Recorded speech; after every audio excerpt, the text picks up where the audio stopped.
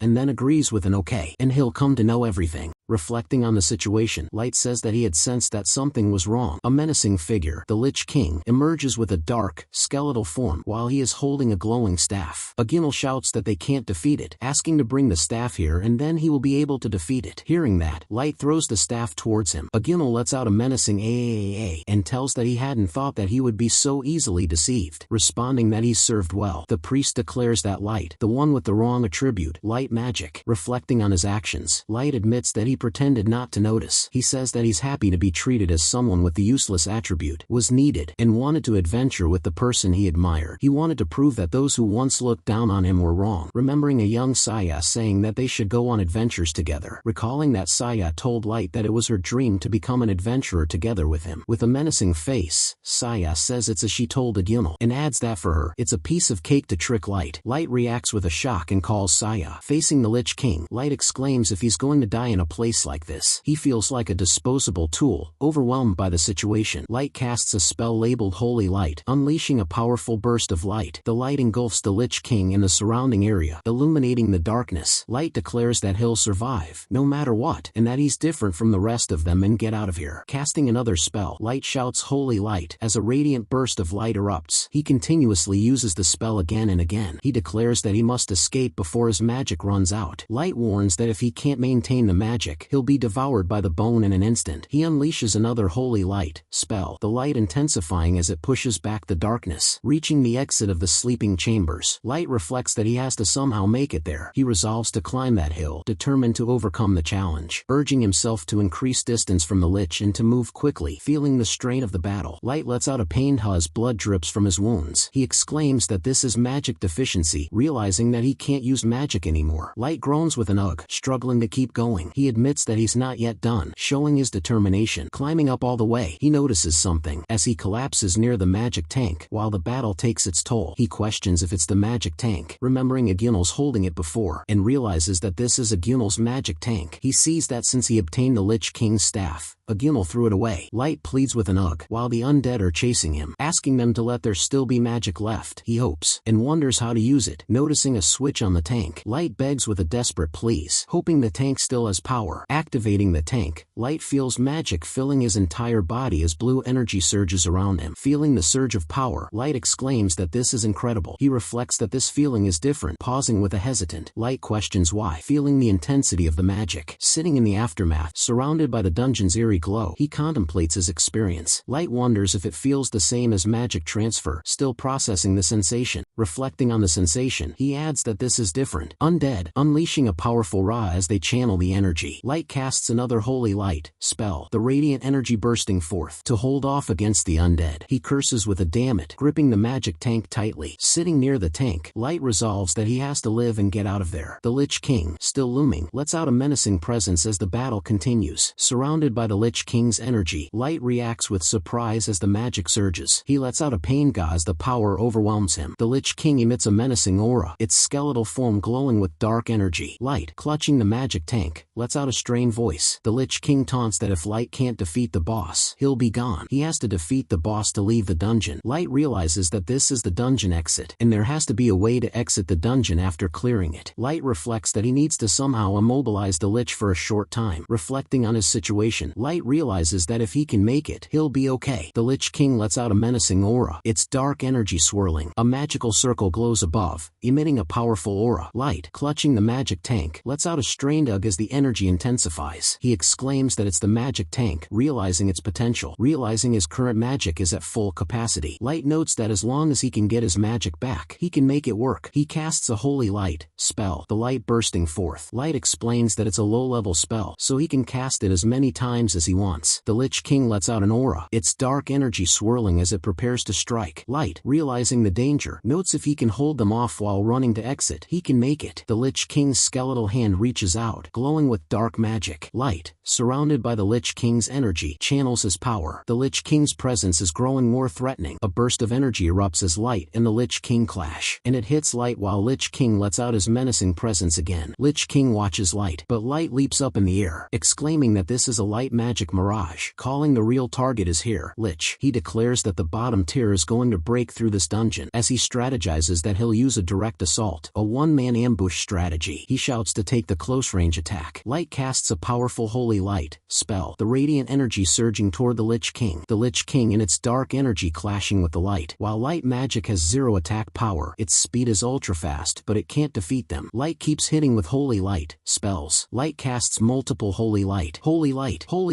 spells, the radiant energy striking the Lich King. Light keeps hitting, hoping the monster's movement will definitely slow down. The Lich King lets out a pained HGH, its dark energy faltering under the barrage. Light gets exhausted as he continues the assault. A notification appears, magic level up, Light attribute LVL 10-inch. Another notification follows, acquired magic, meteor shower. Light reflects that this is the final level 10 magic of Light. He channels the energy, his body glowing with power. Light stands amidst the dungeon, the Lich King's dark energy swirling around him. The Lich King's skeletal hand reaches out, its dark magic intensifying. Light, facing the overwhelming power, exclaims no way. As the situation escalates, the Lich King's skeletal hand reaches out, its dark energy surging. Light exclaims the Lich, as he faces the overwhelming power, slamming his own body with its hand. Lich Kings try to recover, and Light falls back to the ground. He questions if it can move again, shocked by the Lich King's resilience. The Lich King lets out a menacing aura, and its energy intensifying. It commands the undead to attack. The Lich King roars with a powerful roar, its skeletal form glowing with dark energy. Light, struggling against the dark magic, faces the Lich King's wrath. Light, overwhelmed overwhelmed by the Lich King's power, exclaims that this is bad, realizing that he can't dodge the attack. The Lich King's dark energy surges, its skeletal form towering over Light, and stands there watching it with its menacing presence. Light, clearly in pain, struggling to keep up with the battle. He stands up even after getting injured. The Lich King watches as he tells he won't go down that easily. Bleeding and battered, tells the Lich King that the same goes for him. He declares that now he can use the ultimate magic of a light attribute at the max. Light channels his power, glowing with radiant energy, and shouts, "Here it comes. Here you go." As Light prepares his final attack, Light unleashes Meteor Shower, a powerful spell that rains down beams of light on the Lich King and its minions. The Lich King and its forces are engulfed in the radiant assault, trembling under the attack. The Lich King's form disintegrating under the Meteor Shower. The radiant beams of light continue to rain down, obliterating the Lich King and its minions. Light, exhausted, notes that the magic power consumption is unreal and nearly all of his capacity is gone in a single shot. As he feels the toll of the battle, the light fades, leaving the dungeon in silence. Light realizes that the Lich is dead and there's no sound at all, confirming the victory. He exclaims that he did it, having finally defeated an enemy with light magic. The Lich King lets out a roar, its form still standing despite the Meteor Shower. Light, shocked, as he realizes the Lich King is unharmed. The Lich King looms over Light, its dark energy swirling menacingly. Light exclaims that it's unharmed, stunned by the Lich King's resilience. A status window opens, showing Light's magic power. He looks at it and examines the details of his Meteor Shower spell, noting that the light rays cover the designated area, brighter than normal but burning the field of vision. A final notification appears, attack power 0, still standing. Questions what it is doing, noting that this isn't the level 10 magic's highest ranking spell, and its max light attribute. Undead laughs with a menacing voice, seeing Light's efforts completely useless. He questions that it would be so convenient to get an attack spell of the light attribute. With realization, he laughs out loud, feeling the frustration. Completely useless, and declares that a dead-end attribute like light magic is no match for it. Light, frustrated, exclaims, "Damn it, damn it, damn it," as he faces the Lich King. All the exhaustion takes a toll on his body. His hand drips with blood, a result of its magic deficiency affecting its organs. He wonders if they are ruptured. Seeing the magic tank, Light, desperate, declares that he can still fight, pleading for more magic from the tank. He reaches for the magic tank, hoping to draw more power. A human hand emerges from the rubble, surprising Light. Light exclaims, "A human hand," shocked by the unexpected appearance. Light, still reeling from the battle, mutters, "A human hand," as he looks at the hand. He gets shocked as a figure emerges from the rubble. Remembering the time when he talked about a portable magic tank, he recalls a Gimmel saying it's heavy and cumbersome, and shouts a Gimmel upon seeing the magic tank, cursing with a "you damn," recalling everything about the groundbreaking invention, a magic tank, and how a Gimmel told it was heavy and cumbersome. He says those are not the words you say to a human. With determination, he declares that he will get her out of there right now, determined to save her. Light, still in shock, begins to remove the cover of the magic tank. He notices a girl inside the magic tank, and gets surprised by her appearance, exclaiming that she's alive. He is relieved to see another survivor. The girl's attribute is also light. Light realizes it and notes that she is just a person used for magic transfer. He thinks that to make it easy to carry, she probably didn't even have the proper meals. Thinking that he kept her inside without letting her out and always making her release magic for him, he becomes sad, and adds that even now, just by touching her, he can feel the child's magic flowing into him. As he feels the magic flowing, he remembers even back then it was the same. Even back then when he was carrying the tank, he didn't know. He apologizes, saying sorry for the misunderstanding, and feels sad as he hugs her. And even after all this, she is still giving him the magic. The Lich King lets out a menacing growl, its dark energy surging as it prepares to strike. Light casts a holy light spell, the radiant energy bursting forth to hold off the Lich King. He describes he was considered a walking torch and magic tank, noting that he's been ridiculed so much for being a useless attribute. But even so, Light, frustrated, shouts a Gimmel as he realizes he's never been treated like this before. Remembering the words of a Gimmel, "To even greater heights. For that purpose, I'll do whatever it takes." He finally gets what he meant, and he was used to get the Lich King's staff. And once a Gimmel had the staff, he discarded the child as if she was nothing, laughing as he did. He declares that he won't forgive him and won't let this go, his determination flaring. As he holds the girl, he urges the girl to go together and get out of there, saying he's felt this way before. He tells her to lend her magic, promising to make this work, and vows to defeat a Gimmel himself. Light, filled with pure 100% rage, channels his anger. Light stands amidst the dungeon, the Lich King's dark energy still lingering. He activates Holy Light, maximum output, continuous activation, pouring all his power into the spell. The radiant energy bursts forth, purifying the light as Light explains that even with an attack power of 0, it's still a purifying light you'd never see before. He warns the Lich King that it would want to make way for this attack. Light, struggling, lets out a strained AAA as he pushes the spell to its limits. A notification appears. Light magic has reached the maximum value, it's maxed out. Light, casting another holy light to finish the fight. Another notification confirms. Light magic has reached the maximum value, it's maxed out. Light, still casting holy light. Holy Lai Hai tells the girl to get out of there with him. He continues to pour out his magic, the notifications repeatedly flashing. Light magic has reached the maximum value, it's maxed out. Vowing to get out, he uses it again and again, and repeatedly shouts, "We're getting out." Light, frustrated, tells to shut up, and to give him attack power, seeing all the notifications, calling it a piece of something harsh. Light, overwhelmed, as the situation intensifies. The Lich King's dark energy surges, its skeletal hand reaching out menacingly. The Lich King's skeletal hand, glowing with dark energy, reaches out toward Light and the girl. Light stands protectively in front of the girl, who is on the ground, as the Lich King's skeletal hand lands on him. The Lich King, towering over Light and the girl, lands a strike, shielding her from the Lich King's attack. The girl, still on the ground, and Light begins to fall as the situation grows dire. Light, struggling with the pain, grits his teeth as he faces the Lich King's overwhelming power, his hand glowing with the last of his magic, and vows to not lose and have to stay alive. With determination, he says ho, ly, with a hope of survival as he uses his magic in order to save that child, referring to her. A notification appears. Light magic level error, indicating something unusual is happening. He wonders status error as his magic begins to falter. Light, realizing the severity, exclaims, "Could it? No way. It's magic power depletion," as he faces the consequences of overusing his magic. The Lich King looms in the background, its dark energy surging as the situation grows more desperate. A notification appears. Light magic level up, indicating a significant change. Another notification follows. Reach the upper limit for light attribute achievement unlocked. Light, confused, mutters what as he processes the information. A new notification reads, Light attribute evolution. The system prompts, would you like to evolve from light attribute to ray attribute? Light, still in shock, questions if this is really happening, grappling with the idea of attribute evolution. The system prompts, would you like to evolve from light attribute to ray attribute, with options yes and no. He is even more confused as he's never heard of attribute evolution. He hesitates, saying but, as he considers the implications of this evolution. Light, determined, declares of course I'll accept this. As he faces the evolution prompt, he presses the yes button, confirming his choice to evolve his light attribute into the ray attribute. A radiant burst of energy engulfs Light, his body glowing with intense light as the evolution takes place. Light lets out a strained ugh. Aya, it's so bright, as the transformation overwhelms him. Light, now radiating with newfound power, stands amidst the blinding light. A notification appears, while he exclaims his surprise, saying what the status screen is. As his evolution completes, another notification confirms, attribute evolution complete. Evolve from light to ray. Light, still glowing, mutters it's light again, but named ray instead. As he processes the change, he notices there's newly acquired magic, with the status screen showing LV1, laser, new. Light, confused, mutters what laser as he examines the new ability. He feels the power, noting it's hot, as energy gathers at his fingertips. Realizing that magic power is gathering at his index and middle fingers, the energy crackles with intensity. With his newly evolved ray attribute, he feels his instincts kicking in, urging him to aim at the Lich King with his fingers. The Lich King looms menacingly, its dark energy swirling as it prepares to strike. Focusing his power, he channels the energy into a concentrated beam, shouting defeat it as he unleashes his new ability. A blinding laser beam shoots from Light's fingers, piercing through the darkness toward the Lich King. The intense light engulfs the area as he fires out his laser beam. A notification appears, laser activation fire, confirming the successful use of his new skill. Light, overwhelmed by the power, braces himself as the laser strikes its target. Light, still unleashing his laser as the beam intensifies. The laser strikes the Lich King directly, piercing through its dark energy and skeletal form. The Lich King lets out a furious roar as the laser tears through it. Its body begins to disintegrate. The intense light overwhelms the Lich King, causing its form to shatter and break apart under the sheer power of the ray attribute. The surrounding area is engulfed in a blinding flash, the remnants of the Lich King's dark energy dissipating into nothingness. Light, his eyes wide with determination, stands amidst the aftermath of his laser attack. The remnants of the Lich King's dark energy swirl chaotically, its skeletal form completely shattered by Light's laser. The surrounding undead minions, caught in the aftermath, watch him in awe. Lich King collapses on the ground and starts to disintegrate. Light, still glowing with the power of his ray attribute, stands amidst the chaos. He mutters what the hell is this, as he witnesses the sheer destructive power of his new ability. The area is filled with a lingering glow, the dark energy of the Lich King finally eradicated. Still reeling from the battle, he mutters took it out in one hit. it as he looks at the aftermath of his laser attack, explaining that it even melted the rock wall behind the Lich King with such heat as if it were glass. Light, exhausted, says status open as he tries to process what just happened. He opens his status screen. The status screen reveals Ray, attribute LV.1 laser, pierces everything with the power of science. Output can be based on the magic power. It further shows attack power 100,000-infinity with a note that the minimum attack power is 100,000. Light, in disbelief as he realizes the magnitude of his new power. He shouts, "Are you kidding me? That's insane," as the reality of his evolved ability sinks in. The Lich King's remnants let out a final grr as they begin to charge. Light, still glowing with the power of his Ray attribute, stands in the dungeon as the remaining undead are charging. Undead are rumored to be a horde of 1,000 now. Light, focusing his energy, declares to me, "This is the long-awaited attack power I've dreamed of," as he prepares to unleash another laser. He adds, "They're nothing but small fry," as he aims at the approaching undead. A concentrated beam of light shoots from Light's fingers, piercing through the horde of undead with ease. The laser obliterates the enemies, their skeletal forms disintegrating in a flash of light. Even the Phantom was annihilated in one move. He notes that even his stomach wound stopped bleeding, and thanks to the attribute evolution. Light, feeling his strength returning, declares, "My magic power has returned, even if I'm still beaten to shreds." He stands tall, his body battered but his resolve unbroken. The girl, still on the ground, and Light looks at her and says, "Thank you for saving me." Light, with a determined smile, responds, "I'll definitely make it out of here. Let's go." He channels his Ray attribute, shouting with my Ray magic. As he prepares to unleash another laser, Light fires a concentrated beam of light, the laser cutting through the dungeon's obstacles with precision, clearing a path for their escape. Shouting with determination, Light shouts, "Be gone." He unleashes a powerful laser, cutting through the remaining enemies. The laser obliterates the obstacles, clearing a path through the dungeon. Exclaiming with intensity, Light commands the laser to fire. A notification appears, confirming that Light has leveled up as an adventurer. Appearing on the screen, a notification confirms Light's level up multiple times. Light declares that with his power in his hands, he can cut through everything in his path. He exclaims that he will survive and get out of the dungeon, adding that he will show the sky to the girl who has been trapped in the dark tank, the one who was treated as nothing but a useless tool. As he remembers, Agunal smirks, observing the situation. Radiating with energy, Light stands ready to break through the dungeon's barriers. Channeling his energy, Light unleashes a final laser to break through the dungeon. He shouts, "Wait for me," as he fires the laser, remembering what Agunal did to him and the girl. The laser pierces the dungeon wall. Agunal feels the tremor and questions what that was. A bright landscape with mountains outside gets pierced by the magic of light. Looking up at the light, Light stands in the dungeon as it pours through the hole he created. He questions what the light is. Exhausted from the battle, Light collapses on the ground. A close-up of a yellow eye watches the scene. Gazing at the light, the girl kneels beside Light. Just before the light aimed his laser toward the sky, Agunal and his party members return with the staff. He curses in frustration, feeling that he will collapse from exhaustion. "The darkness makes you waste the energy unnecessarily. You can't let your guard down for even a moment." And Agunal realizes that in the end, Light was actually useful beyond being bait. Light mutters that he feels like he's being used as bait. Agunal stands amidst the undead, their dark energy swirling around, and begins to charge at him from behind. The priest casts a spell, lightning crackling around them. Agunal curses and uses the lightning arrow, urging the group to run. Saya notes that they need to get out of there. She adds that the undead are awakening everywhere, making it troublesome, exclaiming that she can't take it anymore. Addressing Agunal directly, Agunal pleads for them to hang in there, noting they are almost out. The group stands together, nearly collapsing from exhaustion. Agunal tells her to light the way as they can't see the path. Denying the request, she tells she is at her limit and asks if he can use light magic. Insulting Saya, Agunal calls her a useless dumb woman. He reflects that he let her join the party because of her attack power and looks, adding that she doesn't even have a brain, calling her garbage. He declares that he wants to ditch Saya right now but notes her magic provides light a bit. Muttering Saya's name, he reaches out a hand. Agunal pleads that he needs light to get out of there, and admits that it's true he can use light magic, but his power is limited, explaining that he needs to conserve his magic power for emergencies. Saya questions why Agunal doesn't just use the Lich King's staff. Explaining the staff's nature, Agunal says it's an unknown item that can't be used until it's examined. He urges Saya to hang in there a little longer. Saya mutters in frustration, reacting to Agunal's words. She casts a small flame, shouting for light to illuminate their path. The group stands together, the flame revealing their dire situation. Agunal notes that the light is pathetic and only lasts a few minutes. He adds that the flame is about due for a replacement, and questions if he discarded the other too soon but considers other options. A cracking sound echoes, startling Agunal signal as he questions what it is. Noticing the glowing ground, the group stands in alarm as it turns red. The priest exclaims that it's not right, showing his confusion. Aginal mutters that he doesn't quite understand the situation. A fiery explosion erupts, forcing Aginal to shout for everyone to run away. Light unleashes a laser, trying to counter the fiery blast. Saya gasps in shock, reacting to the sudden explosion. She screams that it's fire, overwhelmed by the heat. Burning in fire, Aginal shouts to extinguish the flames. Saya exclaims that any liquid is fine. Reacting to the potion's smell, she screams that it stinks. The group stands together, the potion's stench overwhelming them. Aginal notes that it's better than dying. Their clothes get burned in the flames. Saya exclaims that the smell is gross and smelly. The priest questions if this hole could lead them all to the lair, showing his concern. Pointing at the sky, Aginal notes that it is visible above them. The priest questions if this is the Lich King's magic. Saya urges the group to come on, while the priest suggests throwing some offerings for Light. She adds that she wouldn't, as that guy was annoying even as a kid. Saya questions what Light's attribute magic is, calling it the worst. Aginal mutters in response, reacting to Saya's words. He warns that if this is the Lich King's magic, they're in trouble. Aginal concludes that if it devours Light, they're next. Noting the situation, the priest says that this is bad, urging Saya to act. Aginal exclaims that they need Light. Saya declares that she's on it, preparing to cast a spell. Aginal urges the group to come on, noting they need to get out as fast as they can. A small light illuminates the dungeon, casting a faint glow on the walls. Light's hand trembles, showing his exhaustion as he tries to get up. Illuminating the dungeon, a small light casts a faint glow on the walls, showing his surprise at the situation. Light's eyes widen. He mutters in confusion, questioning if he's alive. Light adds that he took a fatal wound to his stomach, reflecting on his injury. He recalls that in desperation, he yelled out for help, shouting for Aginal to wait for him. Light questions how he survived, still processing his condition. Widening his eyes, Light shows his surprise at the situation. He casts a small light, illuminating the dungeon walls. Light winces in pain, noting that it hurts, showing his battered state. He adds that his clothes are still ripped, and explains that there's no way Aginal and the others came back. Looking around in confusion, Light questions who patched him up. The white-haired girl stands nearby, watching Light with concern, showing a mix of confusion and gratitude. Light looks up at her. Noticing the white-haired girl, Light observes her pale white skin and hair. He realizes that she's the girl who was in the mana tank. The white-haired girl looks down at Light. She points at the light above, drawing Light's attention. He explains that he can use magic again and asks if she patched him up, showing his curiosity. Looking at him, she stands in silence. He responds that he sees, expressing his gratitude for being saved. Explaining the healing process, Light notes that there is a lingering smell of medicinal herbs on the items used to treat him. He adds that he can tell he has gained muscles through the bandages. Light reflects that his adventurer level increased, so he healed quickly. Explaining adventurer level reflects physical growth. In contrast, magic levels improve based on magic proficiency. Light recalls that the adventurer level doesn't increase much unless he defeats enemies. He adds that support roles like healers only gain basic experience. Noting that in the boss room, the one who took him down gained the experience. He opens his status window, checking his progress. Light looks at the status screen, processing the information. Checking his status, Light notes that he was level 15 before but is now level 30. He widens his eyes, realizing he must have defeated the Lich King. Light reflects that for an adventurer, defeating enemies is natural, and adds that he couldn't do it until now, showing his past struggles. Observing the damage, Light notices the marks left on the rock wall. He mutters that it's no longer the case, showing his determination. The white-haired girl sneezes, reacting to the dusty air. Light asks if she's okay, telling her to wait a moment. Observing the white-haired girl, Light notices that everything is covered in blood. He drapes his cloak over her, saying it'll warm her up a bit, showing a hint of surprise. The white-haired girl looks at Light. Light says right. In response, he introduces himself as Light, asking for her name. The white-haired girl stands beside Light. Light remarks that looking closely, her features are stunning. Admiring her beauty, he adds that her eyes are like polished obsidian. The white-haired girl responds with a soft "yeah," revealing her name. Showing his understanding, Light repeats her name as Yami. Standing beside Yami, Light notes that she replied to him. He repeats her name, Yami, showing a hint of confusion. Her expression still soft but distant. Yami looks at Light. Light observes that she's not quite talkative, noting that she's been crammed in that tank for who knows how long. He glances at Aginal, who is laughing in the background in his memories. The priest laughs loudly, saying he's the one with the light attribute. Light tells himself to hold it together for now, offering support. He suggests that they head to his town, proposing a plan. Her expression showing a mix of uncertainty and curiosity as Yami looks at Light. Smiling at Yami, Light says he wants to show her the world outside. Showing a hint of curiosity, Yami looks at Light. Light reflects that even if they escape, he can't leave her alone like this. He adds that if that's the case, he'll need money to move forward. But before that, he asks Yami if she could wait a little longer, showing his concern, as there's still something he needs to get done. Smiling confidently, Light declares that it's time to gather the loot as he stands beside Yami. Light adds that the loot is for Yami and his future. Picking up a glowing orb, Yami looks at it with curiosity. She tilts her head, showing her confusion about the item. Light explains that it's the core of an undead. He adds that loot like that drops when you defeat enemies and can get good stuff. Noting that undead loot is pretty cheap, Light continues that when he brings it back, he can trade it for money. He reflects that there's no way Agunal is going to pay him the quest reward, adding that his equipment is all in tatters, showing his current state. Yami sits nearby, listening to Light's explanation with interest. Picking up a glowing orb, holding the undead cores, Light asks Yami if she's okay helping him, expressing his gratitude. Yami nods slightly, showing her agreement. Light calls out to Yami, ensuring she's with him. Yami falls to the ground and Light catches her. He notices a magic box, realizing she's been through a lot inside it, and reflects that even with that, she undressed him and treated his wounds. Light tells Yami to rest here, as there are no more monsters ahead. He adds that he'll gather the loot himself, her expression softening as Yami looks at Light. Light assures her that it's okay and that he won't leave her behind. He starts moving forward, determined to continue their journey. Wrapping herself in Light's cloak, Yami closes her eyes, feeling a sense of calm. Light looks around the dungeon, with a hint of confusion. He questions where Agunal and the others are, wondering if they just ran off. Light mutters that Yami must have used potions and herbs, noting that they'll be useful. Noticing some clothes among them, he looks at a pile of items. Light identifies them as Saya's spare clothes, realizing he can find something for Yami to wear. He examines the fabric, noting that it's just scraps of fabric, almost like strings. Light sighs, reflecting that Yami only has her undergarments on. Observing Yami, Light notes that he has to find her something to wear. He adds that she must be cold, showing his concern. Light panics, realizing that if he walks around with a girl dressed like that, he'll get arrested. He exclaims that he has no messed up hobbies and that his light magic just evolved into ray magic. Remembering the priest, he mutters that it's back at the orphanage. Recalling rumors about the disgusting priest, he adds that the priest preyed on orphan girls, revealing a dark past. Light reflects that it was said the priest took them in and then traded them away. He questions if Saya was one of them. Light adds that if Saya was the priest's lover, then she's become Agunal's lover, and if that means they were connected since the start. Light concludes that if the priest's other rumor is true, it could be significant. He recalls the rumors of the orphans sent to human traffickers, and adds that Agunal treated Yami like a tool. It would suggest Yami was just a commodity bought with money. Realizing that Yami is a living tool from that priest, Light clenches his fist, his expression filled with determination. He tells himself that for now, getting the Lich King's loot is his priority. Light continues to gather the undead cores, preparing for their next steps. Holding an undead core, Light notes that even the Lich King's ashes have value, and he'll recover everything. He adds that if there's anything in that altar, it might be significant. Light looks surprised, noticing some old cloth among the items. He examines the cloth, questioning what it is. Light realizes that the Lich King's robe turned to ash, but this might be a burial shroud. He smiles, declaring that it's perfect. Light calls out to Yami, holding the shroud. Yami lies on the ground, resting as Light approaches her. Looking at Yami, Light apologizes for making her wait, noting that it's almost time to go. He hands her a dark robe, telling her to put it on. Yami examines the robe, noting that Light made it from the Lich King's robe with his hands. Showing her appreciation, she puts on the robe. Light smiles, saying it's perfect and that it suits her. Yami looks at Light. He asks if she likes it, as she begins to run. He calls out to Yami, offering his hand to help her up, her expression showing a mix of trust and hesitation. Yami looks at Light's hand. She remembers shadowy figures looming around. Light pats her head gently. He smiles at her, saying they should leave together. Yami looks at Light, and responds with a quiet yes, showing her agreement, reflecting her newfound hope and trust in Light. Noticing Yami's state, Light observes that she's asleep. He tells her that the exit is still far away, encouraging her to hop on his back. Yami looks at Light, her expression showing a mix of concern and trust. Light reassures her not to worry, though he admits that it might be tough. He reflects that thanks to his adventurer level going up, he's getting stronger. Light adds that he's used to carrying stuff as an errand boy, but he might have gotten a little too greedy. He looks at Yami, showing a hint of determination. Carrying Yami on his back, Light notes that she's really light. He adds that it's not just a feeling, comparing it to how heavy baggage usually feels. Light reflects that there was never anyone this light back at the orphanage, as he remembers Agunal noting that the baggage feels heavy and cumbersome. Light looks ahead, his expression focused, realizing Agunal really focused on making Yami small and lightweight. Cursing, Light calls him a bastard. Yami looks at Light, her expression showing a hint of confusion. Light turns his head slightly, asking Yami if she's awake. Yami clings to Light and asks if he is alright. Light responds that he's fine. Reassuring her, he tells her that he's now level 30 and has the strength to spare. He points ahead, encouraging her to look. Yami looks forward with curiosity. Light notes that the wind is blowing, and the air, once filled with the stench of death, now carries the scent of greenery. They approach the exit of the dungeon, with Light visible at the end of the stairs. Light continues walking, his steps steady as they near the outside world. Yami clings to Light, her expression softening as she senses the change in the air. Emerging from the dungeon, Light looks at the bright sky, feeling a sense of relief. He declares that they made it and are finally out, his voice filled with joy. Light laughs, his expression brightening as he takes in the fresh air. Yami looks at him, her eyes wide with curiosity, mimicking his laughter with a soft ha-ha. They stand under the bright sun, surrounded by the forest greenery glistening in the light. The scent of grass and soil is carried by the wind, filling the air with freshness. Birds flap their wings in the sky, adding to the serene atmosphere. Helping Yami down, Light tells her to get on her feet. He asks how it feels, checking on her comfort, and questions if it feels good. She adds that it's soft, referring to the ground beneath her feet. Light smiles, asking if she can see the world now, encouraging her to take it in. Yami looks around, her eyes wide with wonder. A small dark tank lies on the ground. As he remembers it, Light tells Yami that the world she sees is vast, bright, and beautiful. Standing in the forest, Light tells Yami to take a deep breath, encouraging her to experience the fresh air. He looks at her, his expression warm and reassuring. Light suddenly shouts that he's back, his voice filled with excitement and relief. He raises his arms, celebrating their return to the outside world. Light laughs loudly. Yami looks at him, her expression curious, mimicking his laughter with a soft ha-ha-ha. She watches Light, her eyes filled with wonder and a growing sense of happiness. Looking at her, his expression filled with relief and joy. Yami mimics his excitement, letting out a soft wah and oh as she takes in the world around her. Light smiles warmly, his eyes reflecting the bright sky. He recalls the hardships they faced, being betrayed and almost killed by monsters in the dungeon. Yami's past flashes through his mind, remembering how she was trapped in a tank like a tool by a Gimel. A Gimel with blue eyes appears in his thoughts, saying they didn't lose to Light. Light clenches his fist and shouts that they survived, his voice echoing through the forest. Standing under the bright sky, Light reflects that at that moment, he had no idea of the true malice of those two, hinting at a deeper darkness. He looks at Yami, his smile returning as he pushes the thoughts aside. The scene shifts to a brighter future, filled with unspeakable shadows yet to come. They walk toward a village, the sky still bright and the air filled with the sound of whispers. The village comes into view, with people talking and moving about. The priest approaches the village. A wagon with 2 horses stands in the village square, drawing attention. Inside the wagon, Saya notices that people are staring a lot. A Gimel comments that an old guy is driving the wagon, making others to stare, and wonders why he has to look like this. Saya cries out that she'll never be able to get married now. A Gimel snaps at her to shut up, calling her a brat in his mind. Noting that all their supplies were burned to ash and there's some loot left in the wagon but not enough, he calls out to Cuts and tells him to stop somewhere, stating that it's time to handle something. Saya looks at the man driving Cuts, as he mutters to himself. A Gimel declares that it's obvious they're going to rob a compliant, wealthy person's money and clothes. Cuts protests, saying they can't do that, countering that it's a rough area with poor security, but there are still guards patrolling, so committing a crime isn't the answer. Saya looks confused. A Gimel asks Saya if she needs to wash up, pointing out her disheveled state. Saya admits that she does smell bad. A Gimel smirks, noting that they're the legendary Silverwool party, his voice hinting at their reputation, suggesting that if they ask for help, people will happily give them anything. The man driving Cuts retorts that that won't work, telling that no one's going to believe them in these clothes. A Gimel then tells them that they'll just have to kill and take what they need. With uncertain expression, Saya looks at a Gimel. Cuts protests that a Gimel will absolutely not tarnish the party's name. A Gimel responds with a resigned fine, and adds that it looks like they'll have to return to the guild after all, noting that they've got funds and supplies stored there. Cuts questions what a Gimel was even thinking, as he wonders that if he did something like that and got caught, it would jeopardize all future business prospects. A Gimel curses the priest under his breath, reflecting that he's committed all sorts of borderline crimes himself. A Gimel notes that nevertheless, his magic power hasn't returned. A Gimel muses that if only it did, he would hunt some monsters, sell their drops, and make do, his voice determined. Reflecting on Yami's fate, a Gimel mutters that she must have died already by now. A Gimel adds that thinking about it now, it's such a waste, his voice tinged with regret. Yami, being so small and light, possessed extraordinary magic power, as Agunal recalls. Breaking her wasn't easy, though, Agunal notes with a hint of frustration. The Lich King's staff, Agunal observes, took a significant impact but didn't get a single scratch. Curiously, Agunal wonders if it's made of some special material. Wondering about the staff, Agunal questions if it's cursed somehow. Agunal decides he'll need to return to the capital to investigate. Noting the challenge, Agunal states that if he can't use it, he'll have to remake the tank from scratch. Agunal points out that the magic tank has too many limitations. He explains that it requires a person to remain inside, maintained at the edge of life and death, and he has to carry the tank himself. Agunal adds that on top of that, the person needs to be small, light, and have high magic power, preferably a young girl. Recalling past experiments, Agunal mentions that in the research phase, he even tried amputating limbs. Agunal concludes that they didn't last long. Addressing the wagon, Agunal says to Cuts that once they get back, he needs to get him a child as usual. Agunal adds that he doesn't care how much it costs. Pointing out the rarity, Agunal explains that whoever the girl is with the highest magic power, either shadow or light attributes, is fine. Cuts notes that both shadow and light attributes are rare. He mentions that especially shadow is only 1 in 10,000. Agunal suggests checking the larger orphanages or contacting the slave traders they're connected to. The man driving Cuts responds with a simple understood. Agunal states that he doesn't think they'll find either attribute at a bargain price and concludes that as soon as he locates one, he'll deliver them. Explaining the situation, Agunal notes that unless they're stunning, in which case they can serve other purposes, shadow or light attributes don't sell well even as slaves. Agunal adds that if a shadow child isn't found quickly, they're often discarded for being unusable, recalling that in the first place, that light attribute guy staying in the orphanage for so long without being cast out is rare. Laughing darkly, Agunal says they're doing them a favor. By buying and using such trash, they're helping. Agunal asks if that isn't so. Yami. Looking at Yami, Agunal notes that at first, her face showed she trusted him. Watching her face, Agunal reflects on the change. Crumbling little by little, Yami's hope fades as she sits in confinement. And that was the best part. At the end, being shoved into the tank, that expressionless face. Yami's fear intensifies as she relives the moment. Laughing maniacally, Agunal declares that he could relive that moment forever, saying it was perfection. Saya watches him, laughing with a twisted glee, as he reflects that it's nothing compared to the thrill of trampling on someone's dignity, declaring he deserves this enjoyment. Laughing maniacally, he mocks the world with its absurdity. The man driving Cuts watches in silence. Agunal adds that he overcame that humiliation, stating that he then rose above it. Agunal asserts that he has every right to take vengeance and do as he pleases. Shouting with conviction, Agunal proclaims that isn't that right, calling the world unjust. Noticing their surroundings, Light points out that there it is. Light calls out to Yami to come over here. Smiling, he says he has one request for her. Stating again, Light mentions that he has just one request. He points out if she sees that spring over there. Suggesting a solution, Light proposes they go wash up. Hesitating for a moment, Yami seems unsure. Light encourages her, saying it feels good and she should try. Urging gently, Light tells Yami to come now. Admitting their state, Light says they both smell pretty bad. Light confesses that he's covered in sweat and dirt too. Offering a bar of soap, Light hands it to Yami, noting she was stuck in that tank for so long. Light thinks that it's no wonder she smells and adds that he'll wash himself too. Offering some food, Light mentions that as expected of an A-rank adventurer, they brought some good jerky and adds that he got them for free. Noticing Yami's absence, Light comments that she should be done soon too. Light calls out to Yami, asking if she's done. Yami doesn't respond, remaining silent. Calling again, Light says, "Hey, Yami." Light shouts Yami's name, growing concerned. Light reassures himself that he's going to peek a little, saying it's okay. Shouting in confusion, Light asks what's going on here. Noticing Yami in the water with her clothes on, Light calls out to Yami, saying, "Hey, Yami," and explains that she knows she's supposed to take off her clothes before getting into the water, right? Yami remains silent, unsure how to respond. Panicking slightly, Light wonders if they have to start from there. Light instructs Yami to take off her clothes first, saying it's okay. Alright? Yami hesitates, saying no. Light hums in response. Noticing her hesitation, Yami explains that if she takes them off, they'll be gone. Light reassures her that there's no need to worry since these are her clothes, adding that he'll wash them for her, so they'll be nice and clean, and mentions that Yami will be clean too. He says alright, encouraging her to proceed. Light calls out to Yami, asking if she's done yet. Yami remains silent, not responding. Light wonders if she didn't get the idea. Light calls Yami's name again, raising his voice and announces that he's going to check a little, saying it's okay. Reacting with a startled HAA as Light approaches and realizes she was just staring at the water the whole time. Light questions if she even knows the concept of washing her body and how she has managed to survive until now. Light sighs, noting that she was inside inside the tank. Light reflects that if she catches a cold like this, it'll be a problem, acknowledging that Yami is a girl, but he never had inappropriate thoughts about her. Light admits that this is just him convincing himself mentally. Light decides that he'll wash her up first. Reassuring, Light insists that it's not weird, explaining he's just helping since it's clearly hard for her to do it alone. Yami mumbles and Light, flustered, exclaims that do not just take the first part of his sentence out of context. Light tells Yami that they're done, saying alright. Yami stands in her clean clothes. Light suggests that they walk a bit further and then stop for food, then asks Yami if she wants to ride on his back. He responds that she can just let Light know if she gets tired, adding that he can carry her anytime. Smiling gently, Light looks at Yami as they walk. The sun sets, casting a warm glow over the landscape. Suddenly, a monstrous creature emerges from the trees, its eyes glowing with malice. Light and Yami watch, facing the new threat. Light swiftly draws his spell, ready to protect Yami, and he fights against them. Light quickly assesses the situation, noting that there are a lot of them but they're weak. Urgently, Light shouts for Yami to get behind him. Yami hesitates, prompting Light to call her name again, asking what she's doing. Yami's eyes widen as she stares at the creatures. Light, growing more desperate, yells Yami's name once more, trying to snap her out of her daze. After defeating the goblins, he asks Yami if she didn't hear him, explaining that goblins might be weak, but they'll kill her if they get the chance. Yami looks at Light with a questioning expression. Light growls in frustration, holding Yami close. Yami lets out a small growl in response. Light sighs, his expression softening. As the sun sets, Light suggests they eat something now since it'll be dark soon. Light adds that he'll prepare the camp in the shadows of that rock over there, instructing Yami to call out to him if anything happens, and reflects that it's no wonder she doesn't know the basics. Light adds that it's because she's been confined for so long. Light pauses, thinking to himself with a soft hum. He wonders, with a serious tone, just who she is. Light and Yami sit by the campfire as the stew cooks. Light asks Yami if it smells good, right? Yami responds, curious, asking if it's called stew. Light confirms that it's a special forest stew, explaining that he made it because it's one of his favorite recipes from all his quests. Light points out the ingredients, noting that these leaves smell like garlic, and these root vegetables turn creamy when boiled, mentioning that they've got 5 kinds of herbs and some good jerky as ingredients this time. He announces that it's done, saying there they go. Light tells Yami that this might be his best yet, looking excited. He warns Yami to be careful since it's hot, instructing her to blow on it first, explaining that she should use the spoon to scoop it up. Light demonstrates, saying foo, foo, to cool the stew. Yami mimics him, also saying foo, foo. Yami takes a bite. Seeing that, Light asks how it was. Yami looks at Light with admiration, indicating it was good. Light smiles, glad to hear that she likes it, and advises Yami to take her time and chew well, saying she can eat as much as she likes. Under the night sky, Light calls out to Yami, saying he'd like to learn more about her. Light adds that if he can ask her a few questions. Yami responds in silence at his suggestion. Light asks Yami how old she is. She admits that she doesn't know. Light then inquires about her family name and she repeats that she doesn't know, letting out a small foo. As she eats, Light asks if she can use magic. Yami again says she doesn't know. Light asks if she knows where her home is, suggesting that if it's okay, he'll take her back to town since it's an orphanage. Yami replies that it's the tower, and he says that the magic tower isn't her home and the place she was at before. Yami adds that she doesn't know anything else, reflecting on the past. Yami remembers that on that day, he told her that was her home. Light, with a worried expression, says that's wrong, pointing out the truth. Light notes that they didn't welcome her as family in that magic tower, did they? Yami, puzzled, tilts her head as she processes his words. Addressing her directly, Light knows she's the girl who doesn't know anything. Thinking back, he thought she lacked survival instincts. Light continues by explaining that it's worse than that. He elaborates, stating that she grew up in a place where the very idea of the value of her life didn't exist. With a worried tone, Light wonders Yami about the kind of things they subjected her to. Light emits a soft thud as he processes his thoughts. Sighing quietly, Yami falls asleep feeling the moment's weight. Light gazes at Yami, his expression growing gentler. He smiles at her. Carefully, Light takes a cup, preparing to settle down for the night. Light wraps Yami in a comforting embrace, offering her warmth. Reflecting on the day, Light notes that it's been a long one. Stars illuminate the night sky, creating a peaceful scene as they flicker around. As he cries, Light swears that he'll never forgive them. He proclaims that when he returns to the magic tower in the capital, he'll ensure her vengeance. He discloses that Agumel exploited him as a scapegoat, and elaborates, revealing that they can find Yami in that tank. Light, deep in thought, confesses that he's considered killing them. He admits, with a heavy tone, that he still thinks about it. Pausing for a moment, Light adds a hesitant but. Light looks down at Yami, who sleeps calmly in his arms. He concludes, with a sigh, that he might get arrested if he follows through, and wonders aloud what would happen to Yami. He realizes that she'd end up sold off, alone. Noting that she has no knowledge of how to survive, he imagines that even if she was lucky enough to be taken in by an orphanage, she'd face a harsh life. Light's eyes flare with determination as he declares that this can't happen. He vows to hold back and do just enough to hurt them. Light reflects that Agunal would be too proud to let people know he was beaten by someone like him, an orphan with a failure attribute. Light adds that even if he ends up being hunted, he can escape from Agunal alone. Yami rests peacefully in Light's arms. Light gently takes Yami's hand, holding it with care, his eyes reflecting concern as looks at her with a soft gaze. Light speaks softly, saying, "But, Yami," he reassures her, adding, "Don't worry." Light promises, with a gentle tone, that he won't leave her alone. Yami continues to sleep, unaware of Light's words, as he watches over her. In a lively town with timber-framed buildings, the scene unfolds under a bright sky. Cuts insists that this is the last time. With a commanding tone, he orders them to let him withdraw his money, asking if they even know who he is. Behind the counter, a bespectacled woman glances at him with unease. She says she doesn't recall everyone's faces. Explaining softly, the woman adds that their identification tag serves that purpose. He declares that his tag burned during a quest. Calmly, a woman behind the counter directs him to fill out the form with the details in that case. In a rage, he shouts that he doesn't have a single coin to his name right now. With frustration, he proclaims that they should see he's the esteemed priest of the Silverwool party. Unfazed, the woman remarks that she can see he's a suspicious pervert. Indignantly, he demands that if they look at the holy scripture, they'll see the truth. Frustrated, she grumbles that this is ridiculous and questions if she should report him now. Urging sternly, Cuts tells her to think harder, and to recall that 4 days ago, he was here with the great sage Agunal. The woman pauses, processing the information silently. Realizing suddenly, she suggests that now he mentions it, he did introduce someone. The woman exclaims that it's Light. He confirms loudly that that's him, the priest. Bluntly, the woman admits she doesn't recall anything about him, though. Recalling suddenly, the woman states that she does remember Light. He confirms that it makes sense since he's vouched for by the guild. Firmly, the woman explains that if Light vouches for him, they can proceed. Clenching his fist, he reacts silently to the news. In a grave tone, he declares that Light is dead. In the background, others discuss the situation quietly. Shocked, the woman asks what he's talking about. He exclaims that Light is dead, torn apart by the Lich King. Stunned, the woman stares at him silently. Handing over a form, he tells him to give it to him. Filling it out quickly, he states that it's done, and tells he will come back later. In shock, the woman calls out for him to wait. Questioning loudly, she asks if he's serious about Light's death. In shock, she questions if Light is really dead. Stunned, Agunal outside asks what he said. Demanding loudly, he exclaims that they couldn't withdraw the money. Cuts explains that all 3 of their identification tags were burned. He states that he's already submitted the reissuance applications, but it'll take a few days, suggesting firmly to just return to the capital directly. Boasting loudly, he claims to be the great sage Agunal and questions if they know. Fuming, she admits they're also embarrassed by their state. Noting quietly, Cuts remarks that things would be different if Light was around. He exclaims that it's Light. In confusion, he asks what he means. Cuts explains that the guild trusted Light, and if he vouched for them. Questioning sharply, Agunal asks if he mentioned his name. He confirms that yes, he did, reflecting solemnly that Light's name carries more weight than theirs in the guild. Clenching his fist, Agunal questions that his name carries more weight than theirs. In anger, he calls Light a worthless low-rank trash. Fuming, he retorts how dare they insult him with someone with a failure attribute. Saya hesitates, unsure of what to say. He suggests they go sell the horse. Cuts remarks that at this hour, the market is closed, so the sale won't fetch a high price. Shrugging off the concern, Agunal states that as long as they can stay at a cheap inn or buy something, he doesn't care. Determined, he states that once he cleans himself up and walks into the guild, their attitudes will change. Threatening boldly, he adds that if they don't, he'll make them change by force. Cuts remains silent, watching with a stern expression. A bird soars across a bright sky, trailing a gentle arc. Light points out the view ahead to Yami as they stand together on a hill overlooking a vibrant town. Smiling warmly, he says to look, Yami. Pointing ahead, Light tells Yami that's his town up ahead. Walking together, Agunal, Saya, and Cuts stride into the town. Approaching the city, Light and Yami walk toward the grand gates. Excitedly, Light exclaims that he can see the familiar gates ahead. He notes that it hasn't even been a week since he left the city. Recalling his journey, Light states that he's been through more than he ever could have imagined. He declares that he's evolved his so-called failure light magic. Reflecting on his growth, turning to Yami, he says they're about to enter the city, and there will be many people promising they'll enjoy good food in a warm bed. Yami reflects warmly, holding his hand gently. He recalls that he had nothing before. Looking at Yami with determination, determination. Light declares that now he has someone he wishes to protect. A guard, noticing Light, asks with surprise if that's him. Another guard echoes the question. Walking hand in hand with Yami, Light notices something and exclaims with a surprised "oh." Addressing the guards, he thanks Eric and Karen for their hard work while a guard, surprised, exclaims that Light is alive. Light responds casually, saying that, as they can see, he's fine. The guard acknowledges that it's great to see him. Another guard urges Light to hurry to the guild. Light reacts in confusion. A group of people gather around a memorial setup, with Light's picture, flowers, and a cup, indicating a ceremony. At the same time, a priest conducts a ritual with two women. Melisa looks devastated by it. The woman says to Melisa that they need to start soon. Melisa reflects that Light had no family to rely on, suggesting they hold a funeral for him. Melisa, visibly emotional, responds with a hesitant ah, tears welling up in her eyes. She breaks down, crying loudly, saying it's all because she recommended him. Melisa, overcome with grief, cries out that Light didn't have to die because of that request. She continues, sobbing, calling Light weak and a useless fool, blaming herself for his supposed fate. The priest and others in the room look on, continuing the ceremony. Looking concerned, Light notes that he was told to come to the guild quickly but wonders if it's a bad-mouthing contest. Inside the guild, the group is shocked as they turn to see Light standing there. Melisa, still in tears, looks up in disbelief, and exclaims Light's name as she runs to hug him. Light, sitting at a table with Yami and others, discusses if the naked guy gave them that news. Melisa continues, explaining that a naked guy claimed he was a member of the Silver Wing and if he's lying. Calmly, Light says he just got separated from his party, and that's all. Growing more agitated, she insists that explaining everything now won't help and curses the pervert. Light asks if she knows a good tool shop in the city and she asks if there's something he needs. Clarifying, he says that he doesn't need anything but has something to sell, monster drop items, and isn't sure where to go. Melisa, intrigued, asks Light if he managed to get drop items. Light, smiling casually, says he got lucky and promises to explain everything later. Yami, sipping her drink, letting out a small foo. Melisa, concerned, asks Yami if getting lost in the forest must have been tough for her. Light, smiling gently, responds with a simple yeah, apologizing to Melisa for lying about Yami, explaining that it's hard to talk about her. Melisa adds that there are several tool shops in the city and asks if he wants the highest paying one. Considering Light's needs, another guild member suggests a shop in the back alley. Melisa agrees, noting that while the shopkeeper is a bit unusual, they'll pay more than others depending on the item, and adds to not mind the way the store looks. Light looks visibly confused. Later, as they walk through the city, Light looks at a map and tells Yami that they'll be able to eat lots of food soon. Yami responds with a soft acknowledgement. As they continue, Light notes that the alley is getting narrower and darker. He adds that they have to turn here, following the map, and looks surprised seeing the looks of the store. Light, standing with Yami in front of a creepy-looking shop, admits that he's getting nothing but bad vibes from it. Alchemy for All, Fairy King shop. Seeing the haunted look of the shop, Light feels otherworldly vibe. He remembers the words of Melisa saying to not worry about store's appearance, and the guild members seem to know about it too. Also, he is in need of money, so, to make money, he plans to enter the store. Light hesitates outside the eerie shop, muttering an excuse to himself. A mysterious figure in a hooded cloak, holding a staff and surrounded by a mystical aura, calls out to Light, asking how long he's going to stand there gawking and urging him to get in already. Light, startled, wonders if he was being watched. He enters the store and begins looking around the dimly lit interior filled with shelves of potions and strange items. Notes that it's shady looking but the items on display seem normal enough. Light is confused about the gender while the shopkeeper asks if he is here to sell. Light, startled, confirms with a hesitant yes, saying he'd like to start with larger quantity items. Unsure of what will sell, the shopkeeper, examining a pile of items, decides to test, picking up a container to inspect. Light and Yami watch nervously as the shopkeeper begins the evaluation. Light shows the core and bones from a greater phantom and a magic ghoul, asking Light if he could buy 10 of each. The shopkeeper, surprised, exclaims in shock at the request and tells it must be fake. Clearing the doubts, he says it's real and got from Lich King's resting place. The shopkeeper questions if he actually defeated the Lich King, and asks his attribute, thinking he must have considerable power. Hesitantly, Light says it's light. The shopkeeper begins to laugh, saying that this is priceless, and that's the best joke he's heard all day. Light wonders that everyone keeps mocking light magic. Now serious, the shopkeeper says defeating the Lich and chances of returning are slim to none. Agreeing, Light says he's well informed. With a sly smile, he lets out a small laugh, saying it's a well-known story in these parts and lies won't work here, adding that the proper appraisal will reveal whether these are fake or real. Light tells him that he went along with an A-rank party to a quest and defeated Lich. Skeptical, the shopkeeper questions why an A-rank party would even bring a light attribute user. Smiling confidently, he explains that he was brought along as a mana tank. The shopkeeper, surprised, questions if Light is really Light, asking if he's the parasite adventurer. Light thinks of just focusing on the deal. The shopkeeper has one last question, asking if he has the Lich's staff or robe. Yami looks at the shopkeeper's skull accessory glows ominously, hinting at her intense interest. The shopkeeper shouts as she holds the skull, and tells her to not touch things without permission. Then, the shopkeeper notices the cloth Yami is wearing, and holds her cloak hinting at something. Light says that it's the material from the Lich's king lair that he turned into a robe. The shopkeeper, intrigued but skeptical, remains silent for a moment, then adds that he'll appraise the drop items and just give him a moment, and asks about the robe. The Lich's staff functions as a magic emitter and robe serves as an amplifier. The shopkeeper then puts down the gold coins, and tells that he is giving bonus with 11 gold coins. Surprised, Light questions what this is. The shopkeeper then tells that good items deserve a proper price and that's their motto. Light thanks him and the shopkeeper warns him to be careful of pickpockets. With delight, Light exclaims that they can eat something delicious now. The shopkeeper calls out for Light and asks if he has other Lich drop items. Light tells he don't, and leaves, while the shopkeeper just looks as they leave, and mutters come on, making a vow to not let that Light attribute user off. In a bustling street food market, Light and Yami walk through. Light, holding a box of 11 gold coins, is in disbelief, saying he's never had this much money in his life, especially since it's only from selling a fraction of the drop items. He notes that his bag is still packed and heavy with more items. Turning to Yami, he asks what she wants to eat. Yami, surprised, repeats the word eat and then food, her eyes sparkling as she looks at the food stalls, clearly excited. Yami, still in awe, looks at the variety of food like donuts and burgers, her eyes sparkling with excitement. Light, equally excited, declares they'll eat everything since they've got money to spare. Feeling the excitement, she repeats money. Both Light and Yami, holding hands, enthusiastically dive into their food adventure, telling food binge across the entire street, starting with meat crepes and grilled skewers, their faces lighting up with joy. Next up, a mountain of crispy wheat crackers. Light and Yami continue their food binge, happily eating. They sit down, with Light noting that it's incredible how good the food is, and that they've eaten so much without even spending a whole silver coin. He comments that he's glad Melissa recommended such a great store, even if the owner was a little sketchy, remembering the time back at the shop, when the shopkeeper asks Light if he has any other Lich drop items. He now confirms that he does, and he got the Lich King's core, its grimoire, its ashes, dagger, and some leftover cloth from Yami's robe. Yami, sitting at a table, looks surprised. Light, noticing her expression, asks what's wrong. Yami, distracted by the smell of food, points out, her eyes sparkling with excitement, and comments that it smells good. Light, laughing softly, suggests they start round 2 of their food binge, encouraging Yami to join him as they continue their adventure in the street food market. At the guild, Melissa asks them to fill out a form for reissuing an ID, which will take a week and cost 1 gold coin. Aginal, with a stern expression, reluctantly agrees, saying they'll take a quest to earn the money, but Melissa informs them it's not possible. Aginal questions what. She replies that they need an ID to take quests, and tells to leave, making Aginal shocked and confused. Visibly frustrated, he declares that he is registered with the royal capital's magic tower and identifies as Aginal, the great sage and leader of Silver Will. Melissa calmly points out that they heard that story last time as well. Cuts just says yes in response. Aginal asks if Melissa remembers when he came personally a week ago, while Melissa responds with a question, where is Light Hamilton, who accompanied them a week ago. He reveals the shocking news that Light Hamilton is dead. With a stern expression, Melissa looks at him, while other guild members look at him with mocking faces. Getting angry, Aginal questions what that was. Giving warning, Melissa says filing a false report is punishable by law. Aginal, furious, snaps back, demanding Melissa watch her tone, and grabs her by her hand, telling he is not lying and Light is dead. Melissa tells Aginal to let go of her. Someone asks who is dead from behind. Saya and Cut shocked as Aginal, clearly shaken by the revelation about Light. Everyone is relieved after seeing that, and so is Melissa. While Saya and Cuts are shocked, Aginal turns his head around to see who was calling him, and shocked as well. Light, standing nearby, reveals himself with a dramatic declaration, "I've returned from the grave," shocking Aginal even more and making him angry at the same time. Saya just goes on to grab Aginal's hand. Sweating and panicked, Aginal questions why Light is alive, recalling that he left Light in the boss room, believing there was no way he could have survived. Cuts tries to calm Aginal, warning him not to say more, while he adds that if it's revealed he deliberately used a guild-hired member as bait, it would be considered a serious crime. Frustrated, Aginal tries to calm himself. Light questions what's wrong and asks if they have anything to say. Looking at Yami, he says he will hear it out with his partner, shocking him even more now. Yami, standing nearby with Light and holding a small gift box, looks at the group, while Saya curiously asks, "Who's that tiny one?" referring to Yami. Yami responds by saying, "Souvenir," handing the gift to Melissa, who gratefully accepts it, saying, "Thank you, Yami." Aginal, still shaken, laughs nervously and acknowledges Light's survival. Noting that Light could have made it through with an endless magic power supply, he says it worked well for him and refers to Light as his mana tank. Light, with a determined expression, declares that he'll live for Yami, protect her, and be by her side, vowing to spare Agunal's life. Agunal says to return that child. Agunal, realizing the situation, mutters, she's starting to reclaim her humanity back. Observing Yami's transformation, Yami, standing beside Light, looks concerned. As Agunal says, tools don't need humanity, revealing a deeper conflict about her identity and purpose. Hearing that, Light, surrounded by a powerful aura, looks determined. As two onlookers in the background feel the ground shake, one asking, "What's that?" and the other wondering if it's an earthquake. Light, concerned, tells Melissa to take care of Yami. She asks Yami to come behind the counter for safety. While Yami looks confused, Cuts looks confused too. Melissa tells Yami to stay there, while Light stares at Agunal. Agunal laughs and says, "What's going on? Bluffing won't work on me," trying to dismiss the intense atmosphere and Light's display of power. Light, radiating a powerful aura with blue energy swirling around him, confronts Agunal and the others, who are visibly shaken by his presence. Cuts, sweating and nervous, mutters, "Agunal, this is," as he struggles to process the situation. Agunal then shouts at Light, calling him a trash Light attribute and questioning what he can even do. Light, unfazed, responds, "Too bad for you. I'm no longer a simple Light attribute," and his eyes glowing with intensity as he prepares to unleash his true power. Melissa and Yami, watching from behind a counter. Light, surrounded by a radiant aura, charges at Agunal with a massive energy beam, shouting, "Laser," as Agunal and the others brace themselves for the impact. Light, surrounded by a radiant aura, charges at Agunal with a massive energy beam, shouting, "Laser," as Agunal and the others brace themselves for the impact. Light's energy beam hits, causing a massive explosion that shakes the surroundings. Onlookers, including Melissa, are in shock. Agunal grabs his head as Light attacks him, engulfing him with fear and confusion. For the damage to his head and hair, he questions what Light did. Everyone burst into laughter. Shaken by the outcome, Saya shouts no, crying out Sir Agunal's head. His head. Light, standing amidst the chaos, coughs and mutters, "Did I miss?" Agunal, heavily injured and furious, yells at Light. Saya calls him an idiot, saying he should have let the Lich King eat him quietly, revealing past events. Enraged, she screams, "Idiot, just die, you trash." While Light notes that Saya shows no sign of remorse, Light asks Agunal to apologize to Yami and him. Agunal, still defiant, questions why he should apologize to Light and Yami, calling them trash and scum and saying they should be grateful he made use of them. Looking at Agunal with cold determination, he responds, "Agunal, you have no remorse at all." Cuts says he suggested offering prayers for Light's sake, but Light angrily retorts, "Nobody asked you, creep." Light, surrounded by a glowing aura, points at Agunal and says, "Maybe he'll be honest after the next hit," contemplating his next move. Cuts, desperate, says, "Sir Agunal, raise a barrier." As Agunal notes, it's just light magic, even with increased offensive power, underestimating Light's attack. Agunal, however, mocks, telling, "There's no way it'll break the barrier of an A-rank party." With a magic defense of 15,000, showing confidence in his defense, the barrier is hit by Light's attack, causing Agunal and his party to scream. As they get caught in the fire, Light, observing the chaos, calmly states that his laser's power is 100,000, while Melissa, watching in disbelief, mutters, "Light." Agunal, now on the ground and heavily injured, begins to run away. Light grabs his head and shoves his head into the ground. Glaring at Light, Agunal asks if he even knows who he's up against, still defiant despite his defeat. Light, with a determined expression, says of course, someone who doesn't even see people as people and tramples on others and mocks them. "That's why you are the absolute worst kind of human being in history," condemning Agunal's actions. Light then unleashes another powerful attack, punching Agunal. Saya watches it in tears. Furious, Light tells Agunal to not run, cursing him, "Until you're next, you perverted creep." In desperation, Melissa throws water at Light, asking him to listen to her, calming him for a bit. Melissa shouts, "Everyone, please help me," to the others around her to restrain those three. The onlookers respond with, "Got it," restraining three of the party members, Saya, Cuts, and Agunal. One of them, struggling, yells, "Stay quiet, damn it," as he's being restrained, while the other tells Agunal to walk already. Light, looking at the scene, shows his frustration and desire for justice. Yami responds with a simple, "Are you okay?" checking on Light after the intense confrontation. Looking at her, he says it's over now, and all that's left is to let the law handle them. Grabbing the hand of Light, Melissa says that includes him too, and the others restrain him as well while he questions why me. 5 days after the intense battle, Light, looking exhausted, says he is exhausted as he slumps over a table. Yami, sitting beside him, notices his fatigue and says he looks tired. And then Light asks, Yami, have you gained some weight? Hearing that, Yami hits his head and tells him to be careful with his words. Reflecting on the recent events, Light adds, Melisa didn't have to do so much for me, but still, when he ran into Agunal and the others, he fired those 2 lasers with no hesitation, leaving 2 large holes in the building. Naturally, he was harshly reprimanded by the guards. Light had to apologize, feeling guilty for the damage caused, and explains that he has written so many reports and other paperwork, leaving his right hand throbbing. Considering what Agunal and the others did, he ended up being released, and reveals that the compensation for the 2 large holes amounted to 38 gold coins. Light concludes, well, thanks to those dropped loot, I was able to pay for it while still keeping some on me. Holding a plate, Melisa offers Light some food to help him recover. Mentioning how hectic the day had been, Light thanks Melisa for looking after Yami, while she responds saying that there was no need to thank her even though her guardian committed a crime. Handing some documents, Melisa explains that she is there because of Yami and to submit the documents later. He then asks about Yami's guardian, to which Melisa responds by asking that Light had found and helped Yami during a quest. She says she had searched through the missing people register but couldn't find anything about Yami in that area. He admits that he hadn't told Melisa the truth about Yami. Melisa then shares that she had also checked the slave registry to be sure, but found nothing there either, noting that slaves are considered luxury goods. She explains that slaves had to be officially registered with a tax paid on them, making black market trades more common, adding that people like Father Cuts were involved in such activities, meaning that, according to official documentation, Yami didn't exist in that world. Light tries to grasp the information as he hears them, denying the suggestion of Melisa to leave her at the orphanage. Light says it's not an option. Melisa laughs softly and reassures him that everything is okay. She tells Yami likes him a lot, noting that Yami often looks out the window every day in the direction where Light has been taken, except during mealtimes. Yami is always there, staring in that direction. Light, surprised, calls out to Yami, who hums in response while eating. Light offers Yami another piece of food, saying that she can eat that one too. Melisa explains that she is thinking about doing something different for Yami. She proposes that since Yami is a refugee they have found and rescued, they will register Light as her guardian. Light, taken aback by the suggestion, looks surprised. She explains that it will require a lot of money and that Light will be responsible for looking after Yami, reflecting on the moment when he feels the most hopeless. Recalling how Yami gives him power and helps him during that time, he realizes that it is the first time a person with nothing makes him feel like he wants to protect something. Light asks Yami if she would like to go on adventures with him. Yami excitedly agrees with a cheerful yeah. Hearing that, Light confirms that it is settled. Melisa hands Yami an identification tag, telling her that it is hers. She looks delighted with it. Noting that Yami's attribute is darkness, he thinks it is even more misunderstood than Light. He then suggests to Yami that they go and grow together, assuring that no matter what kind of adventure it is, they can handle it together. A few months pass, and at a grand, towering structure, Agunal asks if Light thinks he will forgive him. He tells Light to wait for him, holding a glowing red orb, calling out to Light and Yami, indicating that something significant is about to happen. Light expresses confusion with a thoughtful hum. Melisa confirms, noting that he is quickly accumulating accomplishments, informing him that he is now a C-rank adventurer. Light admits that when it comes to requests, he has nothing but bad memories, including that time as well. A request from the A-rank party Silver Will. He wonders if it could be that Agunal is involved. Melisa clarifies that this is not an independent request but rather a request from a trading company, adding that with Light's new Ray attribute, he is doing a lot of quests and that he is now a highly skilled adventurer. She also mentions that it is not surprising for the request to come from a trading company. Light reflects that if it's the current him, even if something goes wrong, he will be able to handle it. He asks if the difficulty is B rank and assuring Light. She says with Yami, even a B rank request won't be a problem. Yami cheerfully agrees that it's okay. Light decides that he will accept the request then, while Melisa thanks Light for his continued patronage. The quest details reveal that it is a B-rank difficulty task involving a large trading company's escort. The sound of crickets chirping around them as an escort group with wagons traveling through a mountainous area at night. Light and Yami stand together as part of it. Light remarks that there is nothing for them to do yet, noting that it is a B-rank difficulty after all. He asks Yami if she is tired. Seeing Yami denies that, Light responds that as expected from an adventurer, she is ready, proudly declaring that she is an adventurer. A member of the group announces that everyone will set up camp a little further up the road. Light tells Yami that they made it and now they will be able to eat. Then, everyone set up the camp. While sitting by the campfire, Light asks Yami if she likes the food. Yami happily confirms that she likes it. Someone comments on what an appetite Yami has, calling her a little girl. The commander of the group approaches, rumors. Noting that the rumors are true about Light, the extraordinary laser user known as the Magician who brings his child along with him, Light clarifies that Yami is not his real daughter but a child he helped during a quest. The commander, curious, asks if that is so, then asks if Light would mind talking a bit, to which Light agrees. The commander notes that people around here don't know Light other than by hearsay, so he thought it would be good to have a little chat since they will be working together. Light acknowledges this with a simple ah. Curious, the commander asks Light to explain what led him to hone his light magic so much. Light recalls that when he had his attribute revealed, a priest told him he wouldn't be able to become an adventurer, and admits he was distraught for a while but decided not to give up on his dream just because of his attribute. Remarking that, the commander says it's a good thing Light didn't give up. He adds that Light succeeded in changing to the Ray attribute, while Light confirms. The commander then asks about Yami's role, noting her big appetite. Light explains that Yami is a magician too, and Yami cheerfully confirms this. Intrigued, the commander asks what her attribute really is. Yami excitedly reveals that her attribute is darkness. Surprised, the commander repeats darkness, noting that it's the first time he's seen an adventurer with the darkness attribute, and the same goes for the light attribute, explaining that in this world, people with darkness and light attributes are considered worthless to be kept alive. The commander asks what spells the darkness attribute can cast, to which Light admits that even he doesn't know. He explains that they are a party. Yami has been through a lot, but he doesn't see any problem with her using magic if she wants to, as he wants her to do what she wishes. Commander, curious, asks if that's so, then remarks that if the rumors about Light's laser are true, he doesn't think Light will need any help either. Light confirms that this is true. The commander expresses that he's hoping for the same but hasn't seen it yet, adding that a lot of folks are having doubts about it too. He then informs the group that they've already taken up enough of their time and should rest well, mentioning that the guards are doing their rounds so they can sleep soundly, urging the guards to stay sharp, and a guard responds with a firm yes. Light, holding a piece of paper, quietly notes to himself that they are having doubts. A guard remarks to Light that even with so many accomplishments, people will always think poorly of someone with the light attribute. The guard reveals that he was one of the people who saw Light's laser in the guild, adding that it's pretty amazing and that they know they can rely on him. Light, slightly embarrassed, as the guard bids farewell with a well, bye. Light, with a small smile, chuckles to himself, saying he. Later, as Light and Yami rest, a guard notes that it's very cold in the evening, as expected. The guard suddenly looks alert, murmuring him, as a sense of unease sets in. The scene shifts dramatically to a dark, ominous atmosphere hinting at an impending threat. A guard, visibly panicked, shouts "WH what? Ah!" as a horde of shadowy creatures with glowing red eyes emerges from the darkness. The guard realizes they've been surrounded. A massive, menacing creature with sharp teeth and a sinister grin looms over the camp. The guard identifies the threat, yelling, "It is a herd of ogres." Chaos erupts as the camp is attacked, with shouts echoing through the night. Light, startled awake, looks around in alarm. He quickly turns to Yami, urgently calling out, "Yami, wake up," while trying to rouse her from sleep. Yami, groggy and confused, mumbles in response. Noticing her exhaustion, he wonders, is she tired from walking so much yesterday? As he prepares to leave, he gently but firmly instructs her, "Just stay here and don't move, I beg you, Yami." Then, he prepares to face the threat. Light then notices something horrifying. Been among those who witnessed Light's laser at the guild. The battle breaks out. Noting the ogres were aiming at a light source, the commander tells everything is pitch black. He struggles to fight in the darkness, and so does everyone in the group. Recalling the conversation with the guard, Light expresses regret for not being able to protect him, but assures that their attackers would be avenged. Taking charge, he instructs everyone to close their eyes as he prepares to take action, declaring his firm resolve to eliminate the enemies entirely. With a commanding shout, he cast Meteor Shower, unleashing a brilliant beam of light into the sky that illuminated the battlefield, and rained down on the ogres below. Guards shield their eyes from the intense light, and express amazement at the display, and notes that it feels as though it is noon due to the brilliance of the light. Light, now standing, channels his own magic, and tells to take his attack. Focusing his energy, he unleashes a laser, sending a powerful beam of energy toward the ogres. The beam strikes the ogres, causing them to scream in agony as the attack overwhelms them. A guard watches his display of power and says it's real. Charging at him, the ogres prepare to attack. Light attacks them shouting they suck, overwhelming them with ease and defeating all of them. The commander, looking on with a smirk, lets out a quiet chuckle, seemingly impressed. The commander says to launch a counter-attack and to strike too. Everyone begins to battle, engaging in combat with an ogre. Using his magic power, Light keeps on attacking, pointing his finger. A guard is struggling as the creature attempts to overpower them. Light, noticing the danger, curses in frustration, realizing that the ogres might break through to the other soldiers. He declares that if the battle becomes too chaotic, he won't be able to aim properly. Light, determined to adjust his strategy, explains that he needs to aim from below to avoid hitting allies. He focuses focuses his energy, preparing to unleash another attack. Light releases a powerful beam of energy, shouting as he directs it toward the ogres. The beam surges forward, illuminating the battlefield with its intense light. Light explains that the only way he can fire his attack properly is by aiming it upward toward the sky, admitting that this method allows him to take down only one enemy per hit. He laughs nervously, noting that this approach is not only inefficient and exhausting but also requires him to limit the blast's power, revealing that even at its minimum power, the laser's strength is 100,000. An ogre attacks him, and gets caught in the attack as the energy overwhelms it. Yami, unleashing her own powerful laser, adds to the assault, intensifying the attack on the ogres. Light, panting heavily, acknowledges that the laser is strong, too strong. In fact, he wonders aloud what he should do, feeling the strain of the battle. Light reflects on how he never imagined that his laser would be so ineffective in the chaotic battlefield. The commander, concerned, asks Light what happened and if he got hurt during the battle. Light reassures the commander that he is alright. The commander advises Light to stay alert, noting that the situation feels rather strange, explaining that intelligent ogres are extremely rare, yet these ones specifically target the light sources in the camp, and adds that the ogres are working as a coordinated unit, which suggests something unusual. The commander concludes that there is probably a named ogre leading them. Light, shocked, realizes it. He exclaims that such a challenge is impossible for their current situation. The commander and Light stand together, observing the battlefield with concern. A massive ogre, towering over the scene, lets out a ferocious roar. Light, startled, questions what is happening with this ogre who is over 5 meters. The commander identifies the ogre as the Valley Keeper. Shocked, he wonders how such a powerful creature appears during a B-rank difficulty quest. Staring at the group menacingly, the ogre roars slightly. Light prepares to attack, reasoning that the larger the target, the easier it is to hit. He unleashes a powerful beam of energy toward the ogre. Something strange happens. The ogre, moving on all fours, charges straight toward Light with terrifying speed. Light, realizing the danger, panics and exclaims that it's coming straight at him. He comments that he cannot shoot at that height without risking an accidental hit on his allies. Watching the massive ogre charge toward him, he wonders if it is trying to get rid of him. He tells the commander that he is going to take it down, while the commander suggests taking some members with him. Denying his request, he says it will be hard for him to fight with others present. The commander questions if he is serious. He lures the ogre away, successfully putting some distance between the creature and the camp. Light realizes that the ogre is chasing him and decides that it's time to act. The ogre lets out a fierce roar, its strength evident as it uproots and hurls trees at Light. Light, dodging the incoming trees, marvels at the ogre's tremendous power, and then he prepares to launch his attack. The ogre picks up the trees, and prepares to throw them at him all at once. Surprised with the ogre's action, Light exclaims to wait, commenting it's a tree tsunami. Launching an attack, Light shouts, "Take this," as he points his finger, destroying the trees launched at him, one after another, and he questions himself, asking where the ogre is. Suddenly, the ogre stands behind him. He swiftly turns around, noticing its presence, and channels his magic power once again. The ogre evades his attack, completely dodging it. Noticing that, Light curses at him as he prepares to launch an attack once more, commenting that if the object evade the fixed spot, the damage will be 0, and all enemies he faced so far died before finding it out, but the ogre figured it out. Sweating, he comments if the ogre is planning to stay away until he reaches his limit, and praises his fighting instinct despite the ogre being so big. He thinks it was as expected that it wasn't as expected, and declares that regardless of his low estimate, he is still an AA rank. Panting, he admits that the meteor shower will disappear soon. Clenching his fist, Light channels his magical power, noting that his power is probably at its limit. The ogre stares at him menacingly. He then prepares to fire, seeing no choice for him, with the laser that the ogre hasn't seen yet. Light declares that he needs to show ogre a laser he hasn't seen yet. Panting heavily as he prepares for his first battle using this technique, a glowing orb forms in his hand as he channels his energy. Light aims directly at ogre, explaining that after using the meteor shower and running around the battlefield, he has almost exhausted his magical power, so by using this technique, he will probably end up absolutely depleted. Stating his resolve, he claims that whether it's the first time or not doesn't matter now. Ogre grips his weapon tightly as he prepares to counterattack. Light realizes that if he doesn't act, only death awaits him. Dodging swiftly, Light narrowly avoids ogre's powerful strike. Ogre's energy surges as he unleashes a barrage of attacks. Light braces himself while facing the overwhelming assault. Swearing under his breath, Light curses as he dodges ogre's attack. Light realizes that he cannot afford to make any mistakes, and even for a moment, he must stop the consecutive attacks. Pointing at a rock, he begins to run away. The ogre looks at him as he runs, and laughs, seeing him flee. Then he launches his strike to attack Light. Light somehow manages to evade the attack, completely making his attack useless. He shouts that he knew ogre would use his monstrous strength to hit the rock in his way. Furious, ogre stares at him. Light focuses intently as he searches for the perfect time to strike, launching an attack once more, pointing his finger. Ogre grunts in frustration while continuing his assault and evading the attacks. Unleashing a glowing energy blast, Light aims directly at Ogre. He says victory is mine. Ogre roars in pain as the attack hits him, and stumbles as the attack hits him directly. Light pants heavily while maintaining his focus on the battle. Celebrating his success, Light exclaims that he managed to fire a double shot, finally defeating the ogre. He pants heavily after being able to claim victory, and shouts that he is glad it all worked out well, reflecting on an idea he had before leaving this quest. He tried to work on firing with his left hand before the quest. However, controlling the magic power in a non-dominant hand was hard. All in all, the firing odds were 50-50 and the odds of hitting the target was even lower. Light reflects that it's a good thing he tried firing with his left hand beforehand, and had he knew from the start there would be a named one, he would have fought differently. Noticing the surroundings, a party member observes that the others seem to have finished their fight. After the long battle, it's already dawn. The commander asks if Light is fine. Light assures the group that he's fine but mentions the heaviness of the captured ogre. The commander instructs Light to put the ogre in the wagon as named ones have bounty on their heads, and it's likely a keeper despite the other ogres vanishing. Then he thanks Light for his efforts. Reflecting on his title, Light recalls being called the Warrior of the Light. The commander notes that the ogres have damaged a lot of the cargo and they'll need to gather and pack the cargo up again. Announcing his intentions, Light says he's going to see Yami. Light wonders if Yami is awake now. Calling out for Yami, Light searches for her. Light looks around the area where Yami should be. Realizing she's not there, Light panics as he notices Yami's absence. Looking around in confusion, Light appears desperate. He notes that even the blanket is cold, remembering when he called out to Yami, urging her to stay where she is and not move. Light pleads with Yami to come out. Growing increasingly worried, concerned, he asks the party members if they have seen a little girl around. The party member notes that it's difficult to keep up with the battle's aftermath and hasn't seen anyone like that. He looks more worried now. The commander asks Light if something is wrong, and realizes that the little girl wasn't there. He exclaims that he was gathering dead people's ID tags and taking a look. Light begins searching for her in hurry even before commander finishes talking, calling for Yami and urging her to answer him. The commander then tells everyone to prepare for departure while he decides to go with Light. Light begins running around begging for Yami to come out, admitting that he wouldn't have brought Yami if he knew this would happen. Light expresses his guilt for bringing Yami on the quest and putting her in danger. He recalls the time when he left her few times in lodge, and during those times, she'd just curl up in the corner of the room. Seeing her face made him realize the face of someone who thought the way he used to be. The commander calls out for Light. Light turns around and finds her robe lying on the ground. Holding the robe, the commander notes what it is doing in a place far from camp, and notes that there are no blood traces but only orc footprints. Light trembles as he sees the orc footprints, remembering her face, thinking she was kidnapped. He breaks down thinking about it. The commander tries to uplift Light, telling him they can follow west from here and reach the orc's den. Noting that the orcs preserve their prey first, Light decides to go to rescue Yami, shocking the commander. He tells him that he is going to the orc's den. The commander tries to calm Light, and says doing that will break the contract. Light refuses, insisting that he's going to find Yami and hand him some money, telling him to take the advance payment and return it to them. Calling out Light, the commander says, "Hey." Light turns back and tells him Yami is his partner. Handing over a potion, the commander urges him to take it since he's alone. Light looks confused while the commander throws a magic potion at him, and realizes as he catches it. He says thanks while addressing the commander. Drinking the magic potion, Light thinks that it helped him restore some of his magical power. He runs all while asking Yami to wait for him, remembering her awkward smile. Noticing a deep darkness, he senses something in the bottom of her eyes that he's used to seeing. The same look when he looks in the mirror, being ditched by the world and with no reason to stay alive. He reflects that she and him have both been through loneliness and despair, who has been through the same things as him and understands pain, vowing to save her at any cost. Declaring his determination, Light shouts that he won't be able to go on living without her. Light feels something strange as the report mentions the west. Looking around, he senses something. He senses the scent of dead bodies, while noticing human bones and rotting flesh. Wondering about the situation, Light questions if the orcs have scattered the bodies of the dead. Light realizes that Yami is not among the bodies. Light panics, thinking that even if Yami is not among them, he won't forgive it, and asks for forgiveness for not being able to bury them. Resolving to make up for his mistake, Light declares that he's going to destroy all the orcs, while noting that their flesh, bones, and blood are showing the way. Light urges Yami to wait for him, and shouts that he's on his way while rushing forward. Noticing the ominous surroundings, Light realizes that this is the place where the dead bodies are. While questioning if this is the orc's lair, an orc comes out from the den. Light watches him hiding behind the rock. An orc with glowing eyes begins to throw away all the bones. Seeing it, Light comments that it threw something away. Slowly, he begins to walk towards the place where the orc threw bones. Light discovers human body parts, including a soldier's arm. While feeling a chill run down his spine, Light panics, wondering if orcs have already eaten Yami. Remembering her face, Light tries to convince himself